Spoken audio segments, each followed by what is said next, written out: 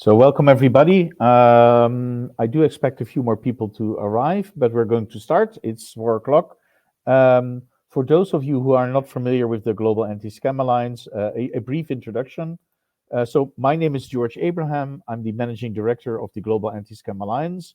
We're a non-profit organization, and our mission is very ambitious, but also very simple. We want to protect consumers worldwide from online scams. We do that in 4 different ways. We always say it takes a network to defeat a network. So we bring together governments, law enforcement, consumer protection organizations, financial institutions, telecom operators, social media, and any other company who, for one way or another, is being misused by scammers or is trying to protect consumers better from scammers. And we do that by intelligence sharing. So we have these kind of virtual meetups where we always invite a inspiring speaker to share his or her knowledge on scams and have a discussion. But we also have online 8 different GASA email groups where people can share intelligence with law enforcement or consumer protection or research, etc. Then we also facilitate networking. 3 times a year, we organize a summit. This year, the first summit is going to be in Brussels on the 24th and 25th of June. Then, end of September, beginning of October, we will have our Asian summit in Singapore. And then finally, end of November, we hope to meet again in Washington, D.C., with all the different stakeholders to share intelligence, to network, but also really define better solutions to prevent consumers from getting scammed. Our third area is research. We publish about 30 reports annually about the state of scams in Germany, in India, in Brazil, in Australia, in the Netherlands, to share intelligence on where are we at, but also really to see what are the best practices per country on how scams can be fought. And finally, and that's a new project, and it's our first practical solution, we're working on the cybercrime exchange to really share data across the world about scammy websites, scammy servers, to better identify where possible scam networks are and take action towards it. So that's a little bit about the Global Anti-Scam Alliance. And if you have any questions, please feel free to contact me. But before we start, I would like to address that we're working according to the Chatham House rules, which very simply means you are allowed to use the material presented, but if you do that publicly, please first check with the speaker if that's okay. And but for internal use, you can use the material being presented. Outside, you first have to check, preferably with the speaker or with us. Then I also want to mention that we're recording. You as participants are not visible, but your questions might be. So please be aware that your name might be shared if you raise a question, and that the webinar is being recorded. Finally, enough about the Global Anti-Scam Alliance. I would like to introduce our speaker, Louise Beltzung.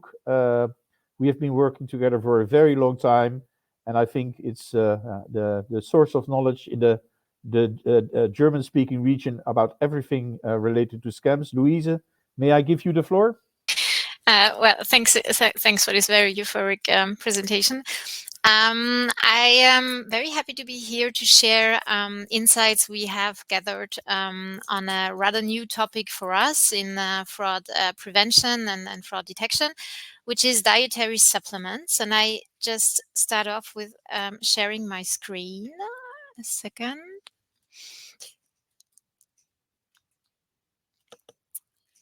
Okay, I think it works. So the topic is rather new for us. Why rather new? Meaning that it's not like the focus of my team for more than 2 years, but in the last 2 years we've seen more complaints. We've seen this topic, and we've started to address this in various research projects.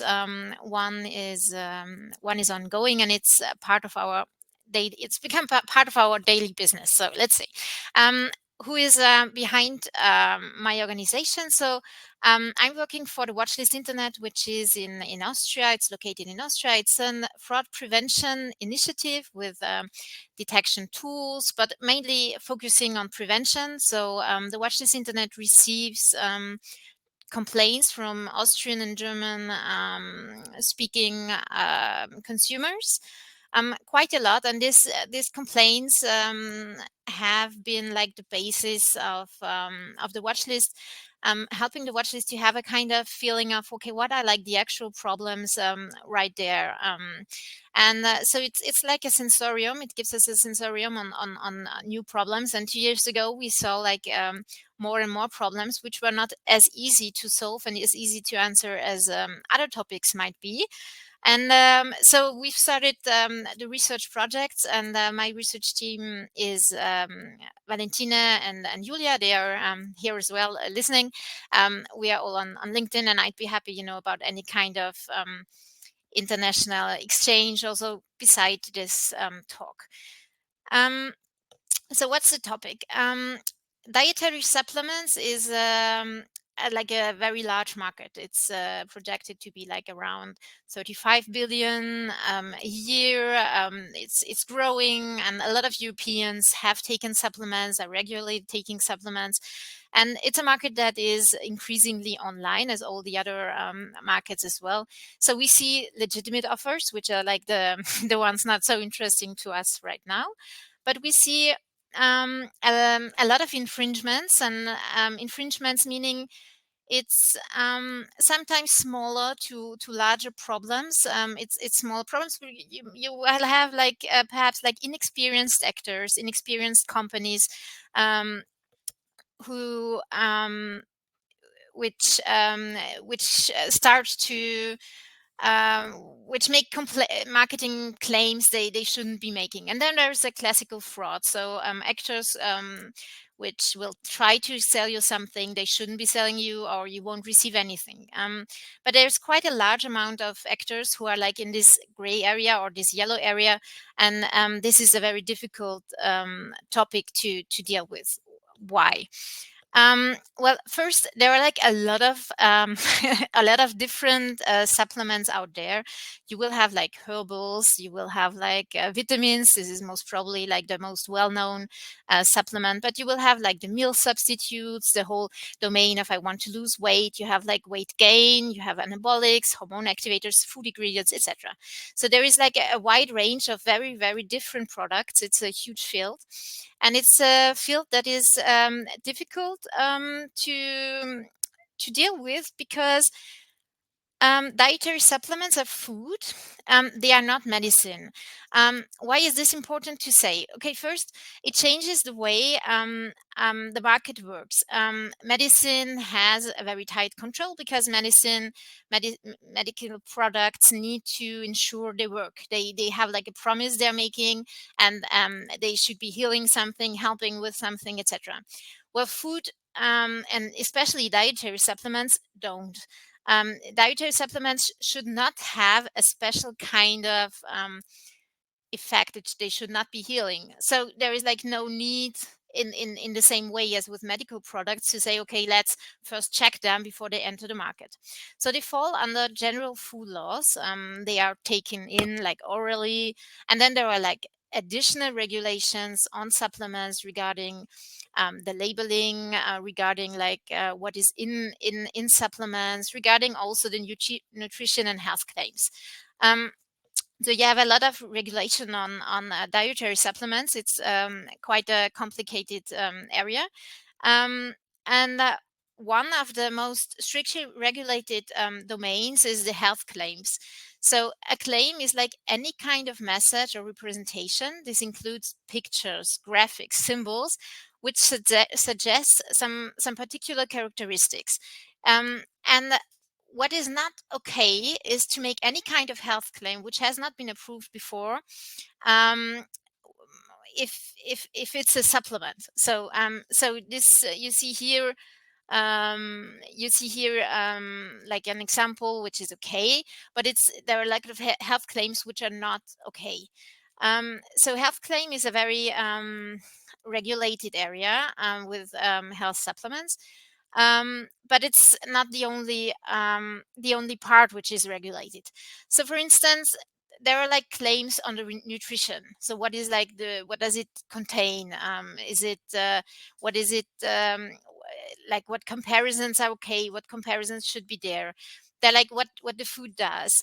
So it's like healthy for you, or is it calcium is needed for the normal growth of and development of bones in children. This is okay, and it's a very, if you enter this domain, you see it's quite an interesting interesting domain, because like words are very, very important.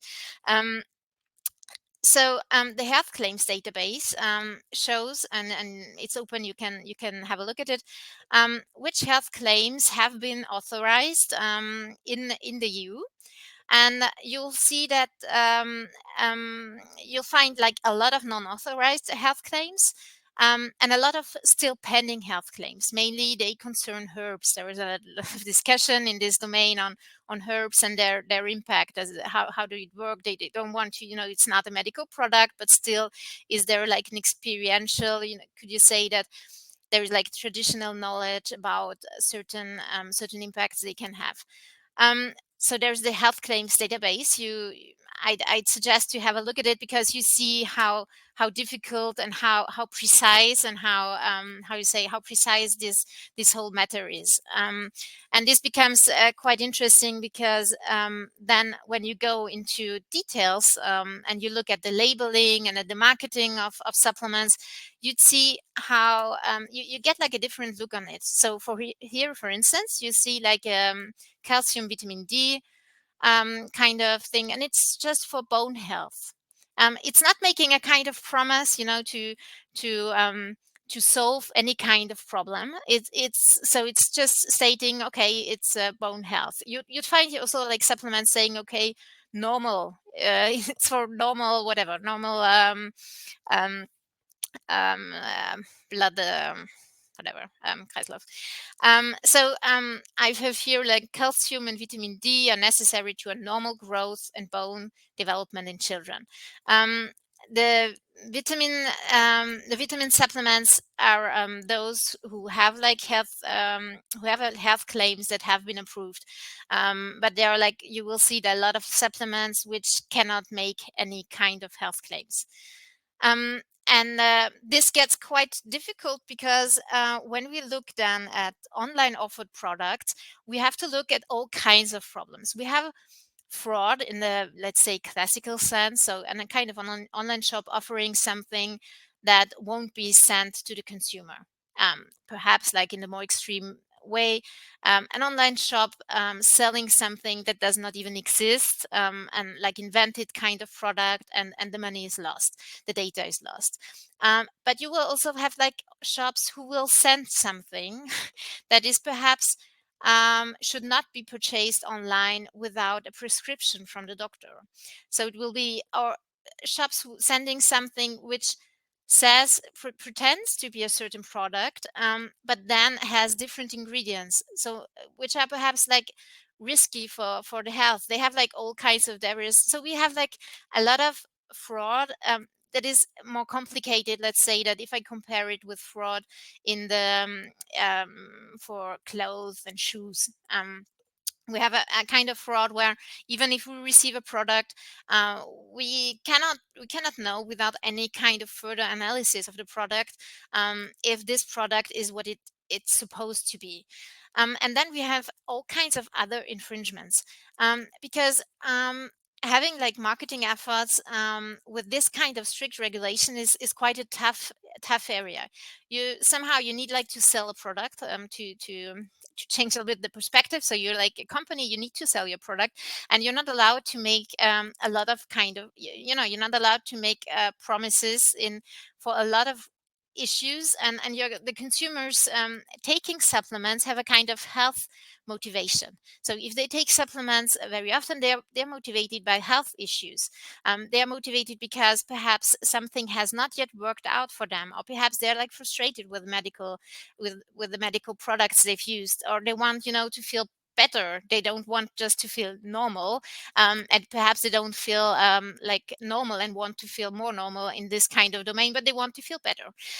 So we see like a lot of infringements in this, and I guess some of these infringements are also due to lack of experience from the companies, because it's a domain where in parts you'd see like startups, very new actors entering the market.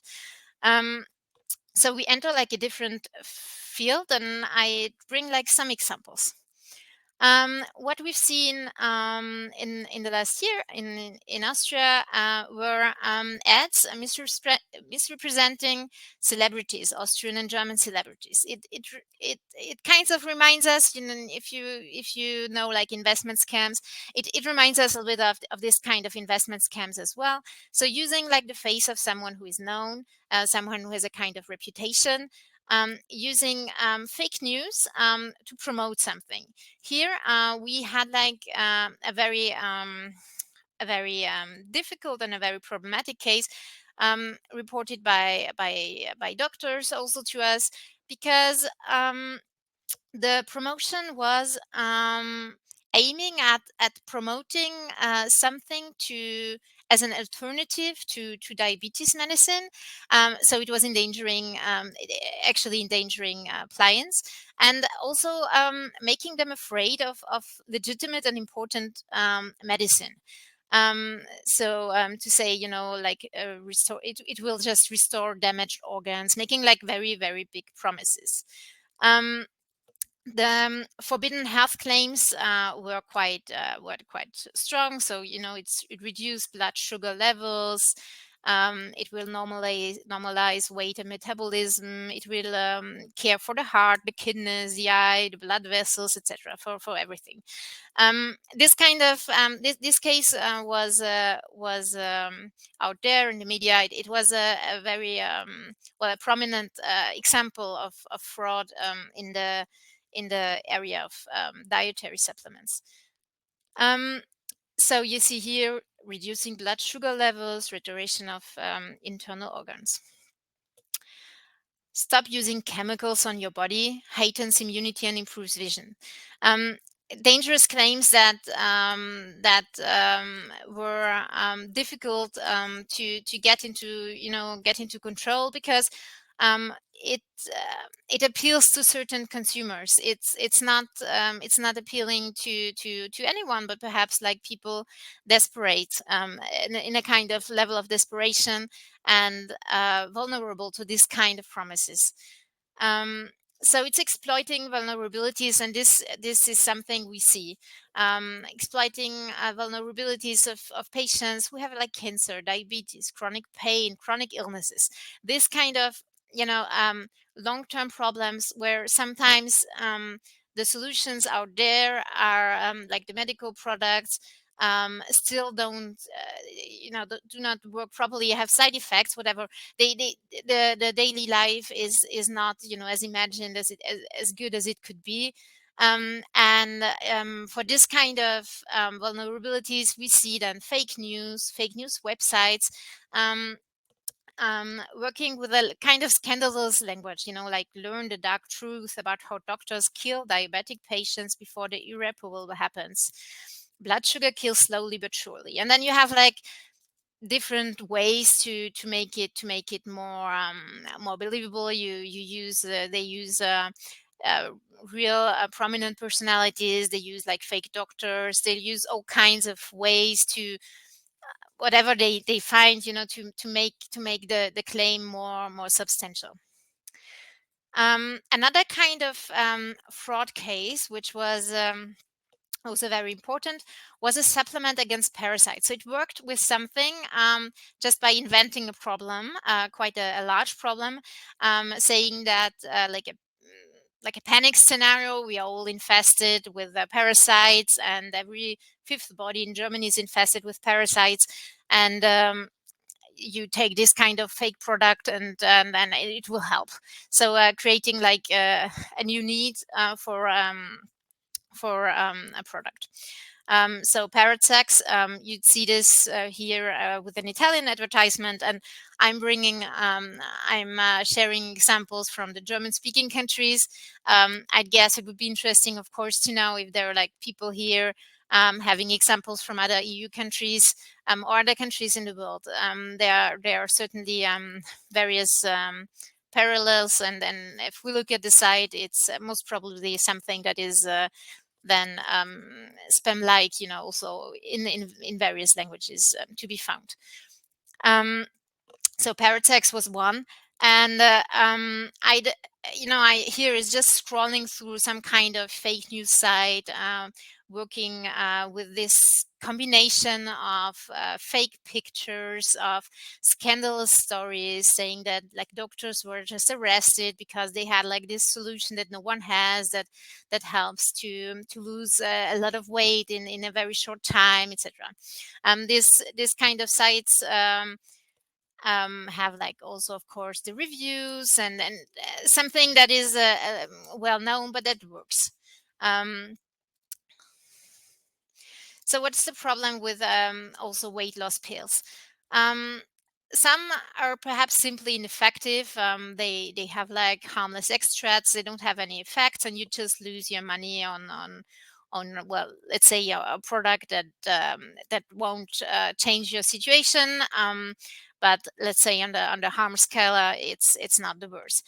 But some like contain forbidden drugs, which well lead to weight loss, but have, for instance, side effects or other effects like substance dependency, or that have like detrimental health effects. So the weight loss pills is something that is as well in the dietary supplements a kind of problem we see, and where we see that it's difficult because you need to check. Sometimes it's very easy to see, okay, this product does not exist, or this product is just simply fake, or it's dangerous, and sometimes you just don't know, and you won't know until you've just tested this product, which takes time. What we also see is something quite interesting, that food is something to be ingested. The thing is that we have like here an example of kratom, which is a yet legal substance, but that is like being sold, and with this indication it's not intended for human consumption. You see like websites where you won't find any kind of indication on how to consume the stuff that is being sold, and it seems like quite clear that it's meant to be ingested, it's meant to be eaten. But if you find no indication of how, if you find only like contrary indication on this product, it's not yet food. You need to know if it's food or not. And this is something that is being used, and is a quite a subtle and an important thing. So where it would be like very very important to find, let's say, an advertisement where you'd see someone ingesting this. Exactly. So even if you have like chewing gums, capsules, apple flowered products. This domain is as well using the tools we have online to promote stuff. So we see, for instance, for a forbidden weight loss product, here in this example, more than 1,000 advertisements, which are relevant for us in Austria, and you could play this game on, and of course they use advertisement on the social media networks. And it's difficult to get this advertisement down. What we also see, and I think this is something quite interesting, is sometimes a gap between the advertisement and the stuff being said within the advertisement, and the indication and the labeling on the product and on the website. So here, for instance, it's just a screenshot from a video. The video is few minutes, and you see someone having all kinds, telling about his former life, having all kinds of problems with health, like including I had like to wear glasses, which is like the least of his problems, but apparently a large problem. And then yeah, he was wearing glasses and he had like 110 kilos, but he couldn't sleep, and this and this and that. And then his life changed radically thanks to this supplement. And then you go on the supplement website, on the company's website, and you'd find, the supplement seems, on the first look, it seems to be okay.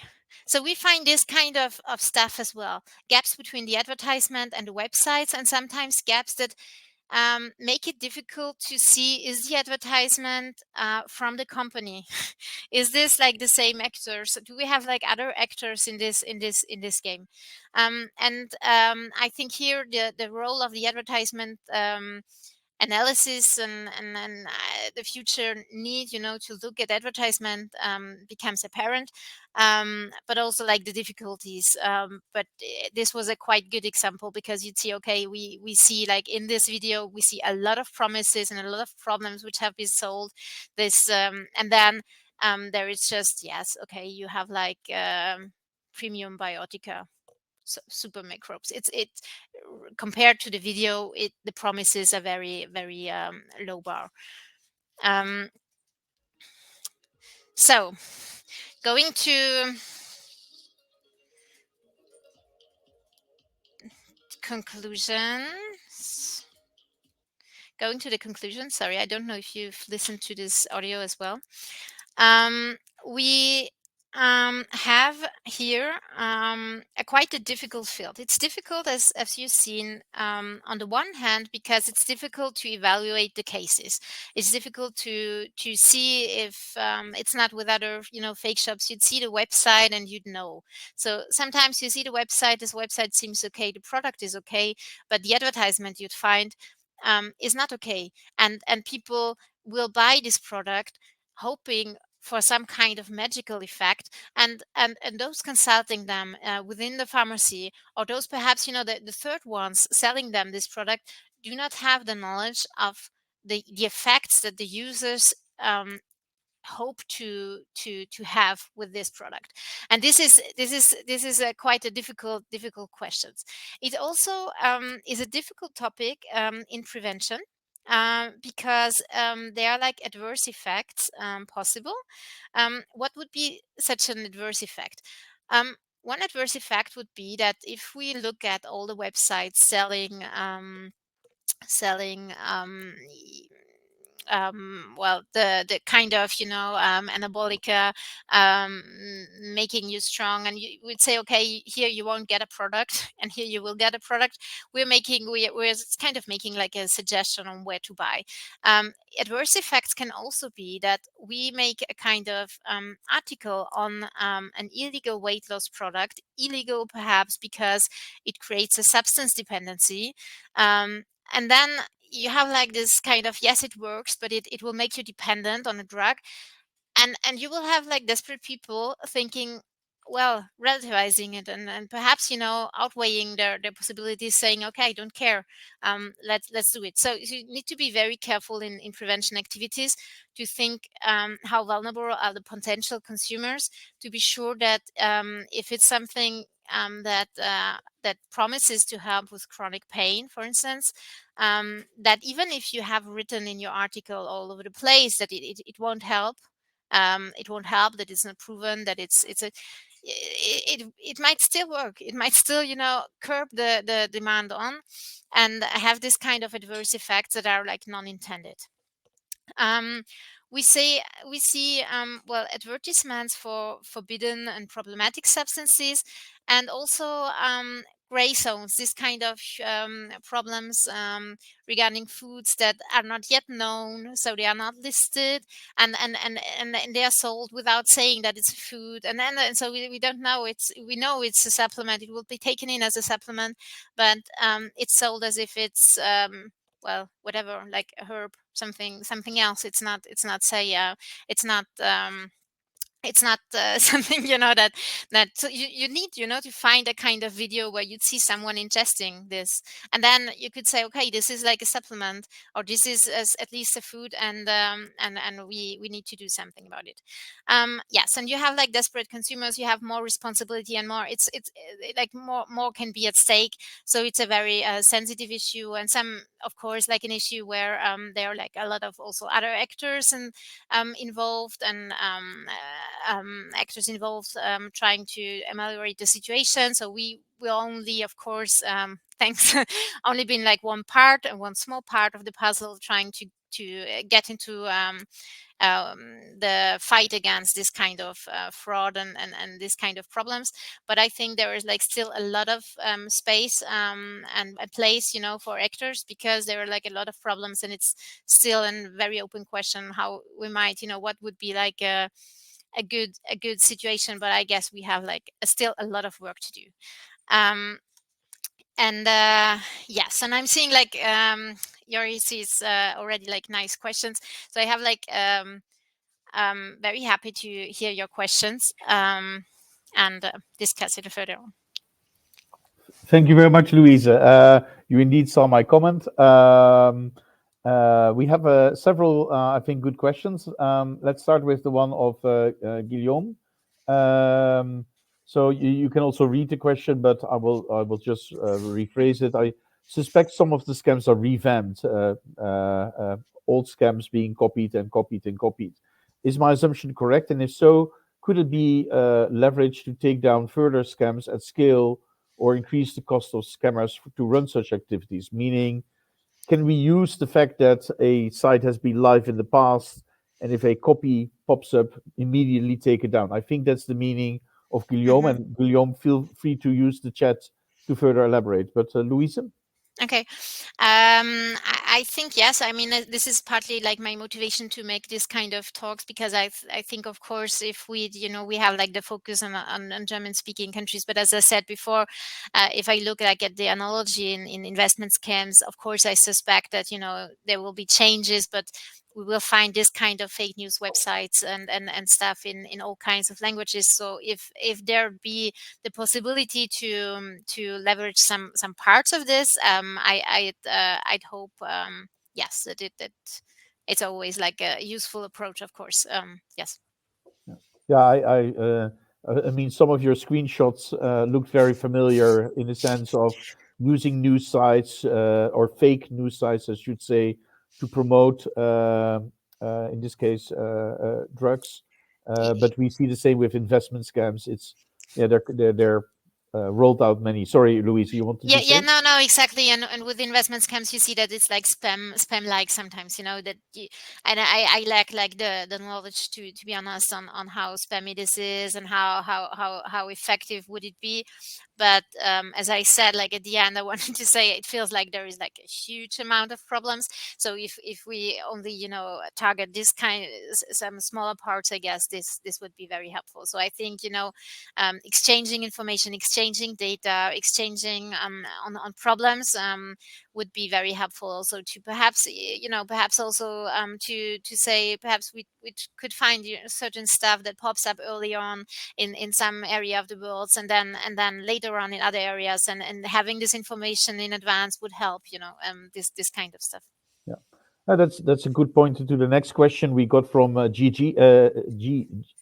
Gigi? No. Are there any innovative approaches or solutions to tackling these websites, apart from recognizing the scam because the same template is being used? Do you see other innovative approaches, or are you maybe experimenting with new approaches?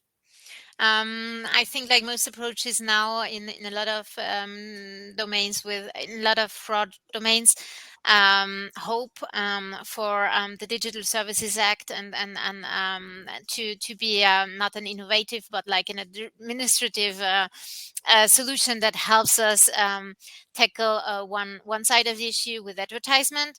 The question is, will it work? And I think with dietary supplements, there will be, we will have like, we have easier cases of problems. We have problems where we notice like from the screen, we know it's not okay. And then you have like problems which are not that easy, because if it's like a legitimate company making illegal health claims, you cannot just make kind of public record on this company and warn about the company, because the company, it's more an administrative problem. It has to go with administrative and it's not fraud, and so we have the wide range of problems. So I guess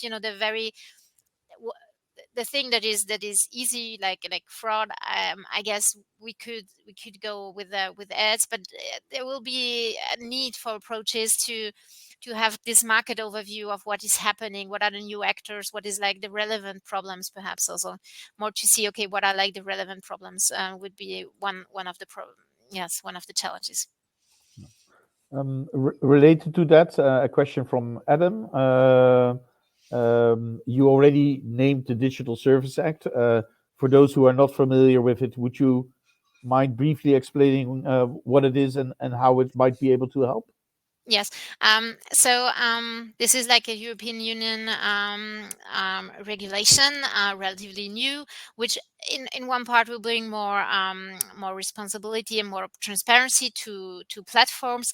And one issue regards like the advertisement. So we see ads libraries popping up, slowly developing, which give us a little better insights into the advertisements on the platforms.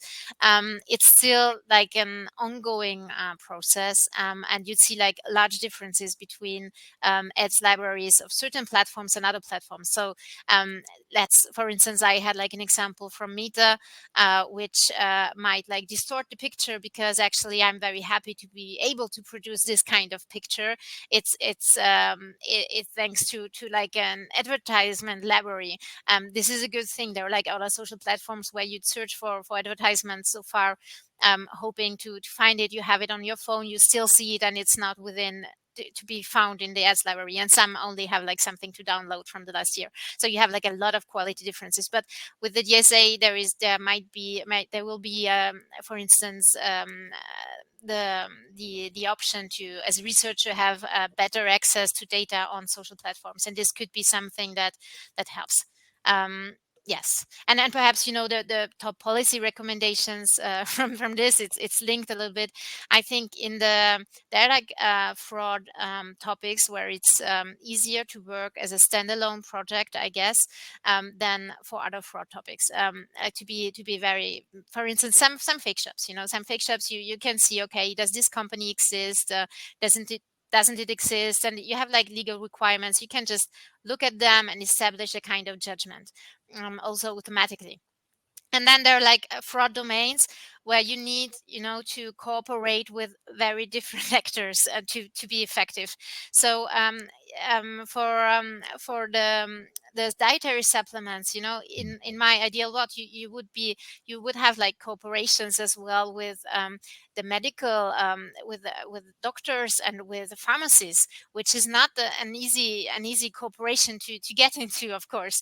And so you need, with pharmacies to be able to, to have like pharmacists being informed about what they are selling, because they might be selling something where not thinking about anything, and they don't know. There are like fake news websites promising all kinds of magical effects with this herb, which are not okay to promise. So I think there needs to be, of course, there is like a lack of funding in the domain, we all know. So you need to have like the possibilities to cooperate, and to cooperate between very different organizations, between the countries, and very different organization forms. Thank you very much. Then a question from Sam, which is also related to the international aspect. Where should people report if they come across I mean, I tried every weight loss solution in the world and it's not working. But if I come across a website which is clearly promising, over-promising, where should I report? I mean, should I report to the where I think the website is based, or should I just report to the police, or should I report to the pharmaceutical board of my country? What is the right way to report a scam? Well, you have like public bodies who have sometimes the problem of being only able to work on cases that are like based in the country they are working on. So it will be different in every country, but in Austria, for instance, it's food is regulated. It's something the regional. So you get into details. It's not Austria is not like a large country, and then you have like the internet, which is the contrary of this, and you will have a website without any kind of location, and there is like no sense, to be honest, if the website is not um, cannot be linked to like a regional actor within your country to report this to an institute, to a regulating body who is working in just think about food regulation. You think if it's a case that is comparable to you have eaten in a restaurant around the corner, and you had like an illness afterwards, and you think it's because of their kitchen. This is you can report it on in the same kind of way. But if it's something that is more that is more difficult to grasp, you actually need to, well, if you've lost money already, if you have problems, of course you can file a complaint to the police. Every kind of complaint to the police is something we're like thankful for, because it shows like the amount of the amount of the problems. But like we at least in Austria, there is like already this kind of cooperation where things that are reported with us are not, they don't stay with us. If we see that it makes sense to share them with those the authorities that then go there and and look at the product itself and go to the company, we share this information. And I just hope that if you change country, it's the same. So yes. Okay. Very clear, Louise.